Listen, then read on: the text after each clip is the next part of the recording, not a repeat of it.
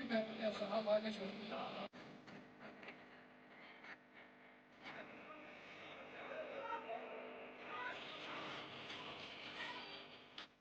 المنطقة تقريبا صار لها من 63 لحد الآن لا يوجد بها كهرباء، لا توجد بها مجاري لحد الآن. شايف لكم مدرسة توصل لها ظفيرة بالكهرباء بالليل، يعني لحد الآن أكثر من 2 كرهبوا ناس ونقلوا المستشفى.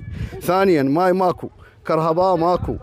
اولا داعت الناس وراجعت، ومن ضمنهم انا رحت قضيه، قالوا لهم احنا على الواقع الحال لا نقدر نسوي لكم طابوات، لا تظنوا طابونهم. ولحد الان الناس الله وكيلك مرات ما تملك العيشه عايشه على عطاله وبطاله، وعندهم ناس حلال وموجودين.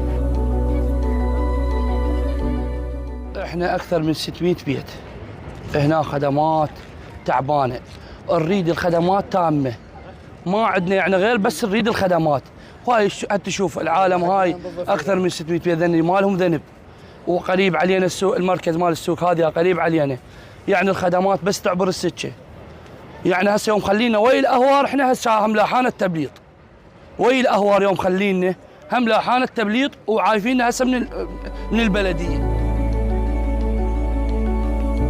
الأحياء المهمة في قضاء سوق الشيوخ، لكن للأسف الشديد طوال هذه السنين الحي مهمول، ويعني خدمات قليلة المقدمة له بسبب يعني بعده عن مدينة قضاء سوق الشيوخ، بعده النسبي صراحة.